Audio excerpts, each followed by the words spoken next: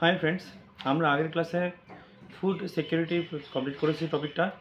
আর আমরা পড়ছিলাম ফুড ম্যানেজমেন্টের টপিকটা। তো এখানে আমরা দুটো টপিক অলরেডি শেষ করে ফেলেছি। একটা হচ্ছে পাবলিক ডিস্ট্রিবিউশন সিস্টেম আর একটা হচ্ছে ফুড সিকিউরিটি।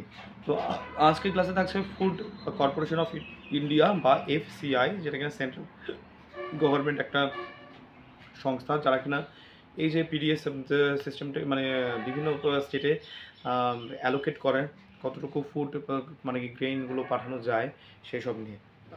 তো চলো আমরা এই সংস্থা সম্বন্ধে আমরা জানি। তো প্রথমে আমরা বেশ 5-6টা পয়েন্ট আমরা পড়বো, যাতে কিনা মনে রাখার জন্য সুবিধা হয়, যেন আমরা 5-6টা পয়েন্টে ডিভাইড করেছি। প্রথম কথা হচ্ছে কি, এটা এর হেডকোয়ার্টার হচ্ছে দিল্লিতে আছে, 1 নম্বর পয়েন্ট। এফসিআই এর হেডকোয়ার্টার দিল্লিতে। সেকেন্ডলি, 1965 সালে কিন্তু এটা স্থাপনা হয়, যদিও 1964 সালে ফুড কর্পোরেশন অ্যাক্ট পাস করা হয়। কি বললাম, 1964 সালে ফুড কর্পোরেশন অ্যাক্ট পাস করা হয়, যার ফলে আমরা পাই 1965 সাল থেকে ফুড কর্পোরেশন অফ ইন্ডিয়া। দুটো পয়েন্ট হয়ে গেল।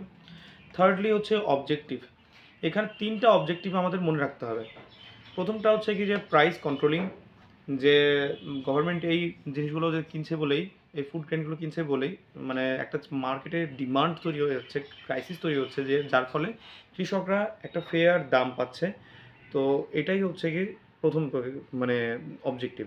সেকেন্ডলি, ডিস্ট্রিবিউশন করার জন্য মানে কি সারা দেশে ডিস্ট্রিবিউট করার জন্য মানে এই সংস্থা কাজ করে, যাতে কিনা ফুড সিকিউরিটি মেনটেন থাকে সারা ইন্ডিয়াতে। থার্ডলি, যে বাফার স্টককে হোল্ড করে রাখা। কি বললাম, বাফার স্টককে হোল্ড করে রাখা, যাতে কিনা মানে খারাপ সময়ে সেই খাদ্যদ্রব্য সারা ইন্ডিয়াতে পৌঁছে দেওয়া যায়। আরেকবার বলি, মানে অবজেক্টিভে প্রথমে খাদ্যশস্য প্রথমে প্রকিওর করা এবং সেখানে মার্কেটকে কন্ট্রোল করা ফার্স্টলি। সেকেন্ডলি হচ্ছে কি, যে সারা ইন্ডিয়াতে খাবারটা ডিস্ট্রিবিউট করে দেওয়া। থার্ডলি, বাফার স্টক মেনটেন করা, যাতে কিনা খারাপ সময় ইন্ডিয়ার পাশে থাকতে পারে এফসিআই। ওকে, তাহলে 3টা জিনিস পড়লাম। Headquarter Delhi, establishment food corporation act 1964, 1965 সালে এফসিআই আসে। থার্ডলি হচ্ছে অবজেক্টিভ 3টে, procurement and market control. Secondly হচ্ছে যে food grains distribution in every states. Thirdly হচ্ছে বাফার স্টক মেনটেনেন্স।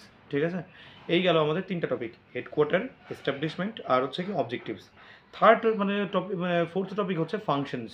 কী কী কাজ করে তাহলে, স্টোরেজ করা, প্রকিউরমেন্ট করা, মুভমেন্ট করা, ডিস্ট্রিবিউট করা, সেল মানে বিক্রি করে দেওয়া, এটা হচ্ছে ফাংশন। আর কি, যে বাফার স্টক হচ্ছে কি যে রাখা। তবে সেই বাফার স্টক মানে কি যত খুশি তত আমি স্টক করবো তা নয়, সেটা আবার একটা লিমিটেশনস আছে, সেটা একটা অ্যাক্টের উপর বেস করে হয়।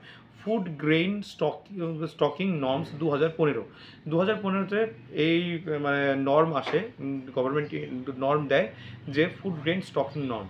তো এই নর্ম হিসেবেই এফসিআই খাদ্যদ্রব্য স্টক করে বাফার স্টক হিসেবে। তো ফাংশনে দুটো পড়লাম আমরা, একটা হচ্ছে কি ডিস্ট্রিবিউশন, মুভমেন্ট, স্টোরেজ প্রভৃতি, আর হচ্ছে কি buffer stock maintenance according to the food grain stocking norms 2015। ঠিক আছে, তো 4টা পয়েন্ট করে ফেললাম।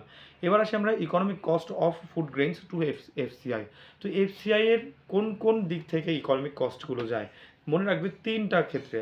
প্রকিউরমেন্ট কস্ট, খাদ্যশস্য কেনার সময় তো কস্ট লাগলো। সেকেন্ডলি, মানে কি প্রকিউরমেন্ট যে কস্ট যে হচ্ছে, সেটা আবার যে লেবার ট্রান্সপোর্ট করার জন্য চার্জেস এক্সট্রা হচ্ছে কি, যে স্টেট গভর্নমেন্টের স্টোরেজের জন্য, ইন্টারেস্টের জন্য, হ্যাঁ, এই সব কিছুর জন্য আলাদা একটা খরচ যাচ্ছে।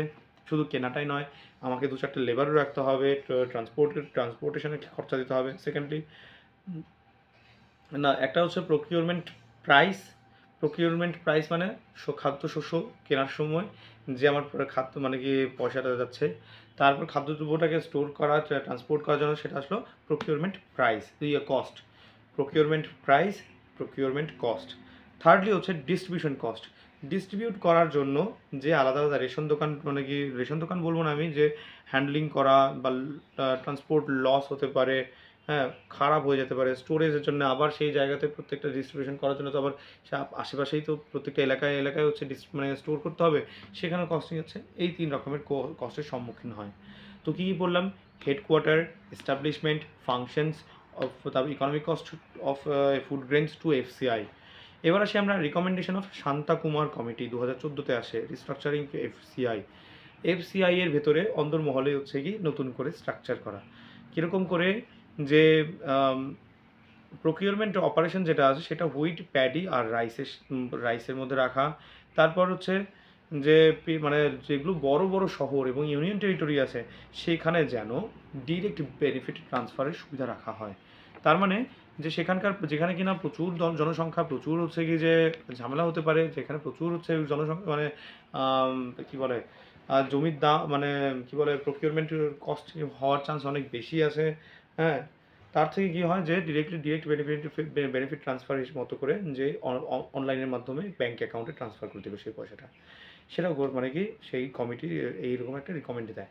তাহলে আমরা একটু রিভিশন করি কী কী। হেডকোয়ার্টার দিল্লি, এস্টাবলিশমেন্ট 1965 সাল, based on food corporation act to 1964, objective 3টা, প্রকিউরমেন্ট করা, তারপর ডিস্ট্রিবিউশন করা, আর হচ্ছে কি যে বাফার স্টক মানে কি যে মেনটেন করা, তারপর ফাংশনস কী কী, স্টোরেজ, তারপর হচ্ছে কি মুভমেন্ট, ট্রান্সপোর্টেশন প্রভৃতি, এবং যে ফুড গ্রেনটা স্টকিং নর্ম 2015 হিসেবে বাফার স্টক মেনটেন করা।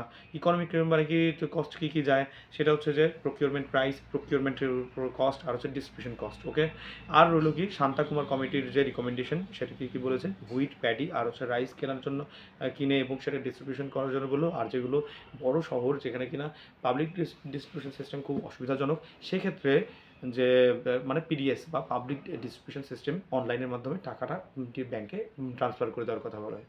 তো এই ছিল আমাদের এফসিআই নিয়ে কিছু ইনফরমেশন আলোচনা। তো নেক্সট ক্লাসে আমরা কি বলে ফুড গ্রেইন স্টকিং নর্ম 2015 এই সম্বন্ধে আলোচনা করব। ঠিক আছে, আজ এই পর্যন্তই থাক, নেক্সট ক্লাসে আবার মিট করছি, বাই।